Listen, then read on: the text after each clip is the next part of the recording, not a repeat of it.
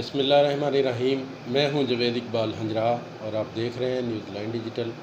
नाज़रीन, वफाकी बजट 2022 और 23 ये वफाकी काबीना में पेश कर दिया गया। ये बजट अवाम दोस्त बनाया गया या कि किसी के कहने पे ये आवाम पे महंगाई का एक नया तूफ़ान आने वाला है। से ये जो बजट है ये काबीना में पेश किया गया कल मिफ्ता इस्माइल ने इसको पेश किया, लेकिन इस पे किसी किस्म की कोई डिबेट नहीं हुई।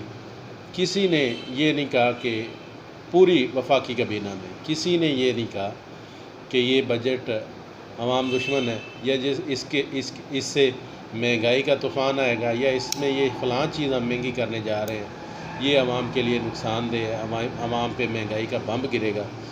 तो नाज़रीन, ये जितनी वफाकी काबीना बैठी थी इन्होंने आवाम के लिए वहाँ पे कोई एक बंदा भी मौजूद नहीं था और इन्होंने किसी एक सिंगल बंदे ने भी आवाम के हक़ में कोई ऐसा बयान नहीं दिया, कोई ऐसी स्टेटमेंट नहीं दी, कोई ऐसी जिरा नहीं कोई ऐसी बहस नहीं की कि ये अवाम दुश्मन आपने ये जो बजट बनाया ये अवाम दुश्मन बजट बनाया और इस पे मैं इस चीज़ पे एतराज़ करता हूँ कि ये चीज़ें आप महंगी कर रहे हैं। हालिया हम बात करें किसानों के हवाले से, तो किसान ऑलरेडी जो हमारी ज़राअत है वो एग्रीकल्चर जितना भी है वो ऑलरेडी वेंटिलेटर पे है।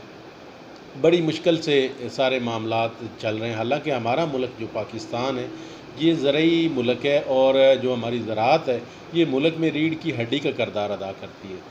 लेकिन इस पे पिछले दौर में भी हम देख लें, जो पिछली हुकूमत थी तो उसमें भी जो किसान था उसको खादें नहीं मिल रही थी, लाइनों में लग के उसने खादें ली। लेकिन ये उसमें बहरहाल ये चीज़ एक थी कि खादें नहीं मिलती थी, लेकिन उसमें कम से कम जो फसलों के रेट थे वो रेट अच्छे रहे हैं। तकरीबन जो 3 साल पौने 4 साल जो हुकूमत रही है पिछली जमात की, तो उसमें जो किसान को रेट्स अच्छे मिलते रहे फसलों के, उसकी जो जितनी भी उसकी फसलें थी तैयार होती थी। सबसे पहले हम किसानों के हवाले से बात कर लेते हैं। तो किसानों पे जो खादें हैं, जो मेन जो इंग्रेडिएंट जो मेन इनपुट्स हैं हमारे एग्रीकल्चर के लिए, जो फर्टिलाइज़र है जिसके बगैर हम प्रोडक्शन में इजाफ़ा नहीं कर सकते, हम अच्छी पैदावार नहीं ले सकते, अच्छी एवरेज नहीं ले सकते। तो उस पे जो पिछली 2% तकरीबन सेल टैक्स लगाया गया था, लेकिन इस बजट में वही सेल टैक्स बढ़ा के 10% कर दिया गया। अगर हम खाने पीने की अशिया की बात करें तो खाने पीने की अशिया जैसे कि खुर्दनी तेल है, जैसे इसके ऊपर भी जो ड्यूटी टैक्स है वो भी लगा दिया गया। लेकिन ऑलरेडी इतनी महंगाई हो चुकी है। अगर हम बात करें तो ये 2 हफ्तों में जब से ये पेट्रोल की कीमतें बढ़ी हैं 60 रुपये पर लीटर के हिसाब से, तो तब से ले के आज तक ये तकरीबन 2 हफ्तों में महंगाई का एक नया तूफ़ान आ गया। तकरीबन 24 से 25% जो हमारी रोज़मर्रा की अशिया हम इस्तेमाल करते हैं, खाने पीने की अशिया इस्तेमाल करते हैं, उनमें इजाफ़ा हो गया। और ये बजट के साथ इजाफ़ा और होगा क्योंकि फ्यूल की कीमतें इन्होंने बढ़ानी है, इन्होंने गैस की कीमतें बढ़ानी है, बिजली की कीमतें बढ़ानी है। तो इससे एक महंगाई का एक और तूफ़ान आएगा। लेकिन अफसोस से मुझे ये कहना पड़ रहा है कि अफसोस की बात है कि अवामी नुमाइंदे जिनको आपने वोटों की ताकत से सेलेक्ट करके उनको MNAs बनाया और वफाकी काबीना तक पहुंचाया, वफाकी काबीना का हिस्सा बनाया, तो वहाँ पे जब बजट पेश किया गया तो कोई ऐसा फ़र्द वाहिद नहीं था, कोई ऐसा शख्स नहीं था, कोई ऐसा MNA नहीं था जिसने आवाम के हक़ में कोई आवाज़ उठाई हो कि आगे की इतराज़ लगाया हो किसी बात पे कि ये ठीक है तो ये ठीक नहीं है, ये टैक्स आपने जो लगाया है इससे आवाम पे बोझ पड़ेगा, महंगाई बढ़ेगी।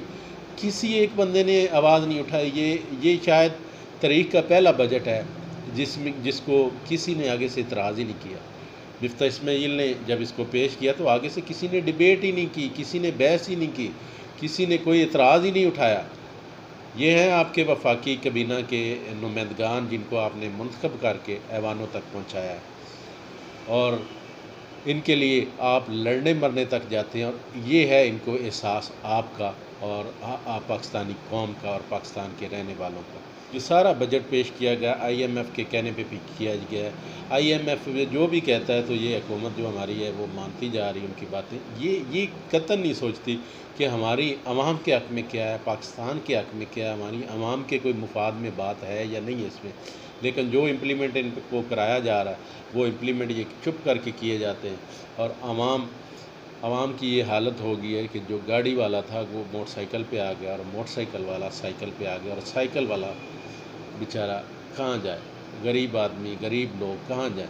गुर्बत बहुत ज़्यादा बढ़ गई है, महंगाई इस कदर हो गई है कि घी की कीमतें तकरीबन ये एक महीने में 200 से 250 रुपये घी और आयल की कीमतें बढ़ गई। बिजली है वो आउट ऑफ कंट्रोल है, बहुत ज़्यादा बढ़ गई है, और बिजली मिलती भी नहीं है आपको। 24 घंटे में से 16 से 18 घंटे की लोड शेडिंग, बदतरीन लोड शेडिंग हो रही है। पेट्रोल की कीमतें हैं, पेट्रोल डीज़ल वो आउट ऑफ कंट्रोल है। 60 रुपये के हिसाब से 60 रुपये पर लीटर के हिसाब से डीज़ल पेट्रोल की कीमतों में इजाफा हो चुका है। बिजली महंगी हो चुकी है, गैस महंगी हो चुकी है। आवाम जाए तो जाए कहाँ? ये अगर ऐसे ही बजट पेश करने हैं जिसमें कोई आवाम का मुफाद नहीं है, तो फिर ये मुल्क ही किसी को दे दिया जाए, ये IMF के कंट्रोल में दे दिया जाए, उनको लिख के दे दिया जाए भी आप अपनी पॉलिसियाँ चलाएं। आप फिर कठपुतली क्यों बनते हैं? हमने तो आप पे ट्रस्ट किया था, आपको वोटों से सेलेक्ट करके अवानों में भेजा है कि आप हमारी नुमाइंदगी करें, अवाम की नुमाइंदगी करें। लेकिन वहाँ पे अवाम की नुमाइंदगी करने की बजाय सब ने खामोशी इख्तियार की, और सब ने ये तकरीबन 12 से जो 14 जमातें हैं, जिसमें एक जमात नहीं थी जो PTI है वो नहीं थी, बाकी ये जो 12 से 14 जमातें इकट्ठी होके जो जिनको हमने MNA सेलेक्ट किया, उनको वफाकी काबीना का हिस्सा बनाया, वफाक में पहुँचाया, ऐवानों में पहुँचाया कि वो हमारी नुमाइंदगी करें, वो अवाम के मसाइल को उजागर करें, अवाम के मसाइल पे बात करें। लेकिन ये जो अवाम दुश्मन बजट पेश किया गया IMF के कहने पे, इस पे किसी फ़र्द वाहिद ने, जो हमारे वोटों से सेलेक्ट होकर ऐवानों तक पहुँचे हैं, किसी फ़र्द वाहिद ने एक लफ्ज़ भी नहीं बोला, और सब ने जैसे मनोअन उसको पेश किया गया वैसे मनोअन तस्लीम कर लिया गया। बड़ी हैरानगी वाली बात है, ये वफाकी काबीना में पहली दफ़ा हुआ कि बजट में किसी ने इतराज़ ही नहीं उठाया। चलो ये जो ऐवानों में बैठे इनको तो काबिल कबूल है, लेकिन जो महंगाई की चक्की में आवाम पिस रही है, गरीब आवाम जो पिस रही है, जिस पे ऑलरेडी इतनी महंगाई का बोझ पड़ गया है, अब ये बजट पे जब इम्प्लीमेंट होना है तो फिर चीज़ें कहाँ से कहाँ चली जानी, कहाँ जाएगी आवाम? जिसने आपको सिलेक्ट किया, जिस आवाम ने आपको पे एतमाद किया, आज आपने उस आवाम के एतमाद को ठेस पहुँचाई। आप हकीकत में आवाम को आवाम नहीं समझते, इनको भेड़ बकरियां कीड़े मकोड़े समझते। तो खुदारा आवाम को भी सोचना चाहिए कि आइंदा जब इनको सेलेक्ट करना है, जब कोई इलेक्शन का मौका मिले, तो सोच समझ के फ़ैसला करें कि क्या ये वाकई हकीकी नुमाइंदे हैं आपके, जो आपकी हकीकी नुमाइंदगी करेंगे, ऐवानों में बैठ के आपकी बात करेंगे, आपके मसाइल पे बात करेंगे, या चुपचाप करके हर चीज़ तस्लीम करते जाएंगे। इंशाअल्लाह नेक्स्ट किसी और प्रोग्राम के साथ आपकी खिदमत में हाज़िर होंगे।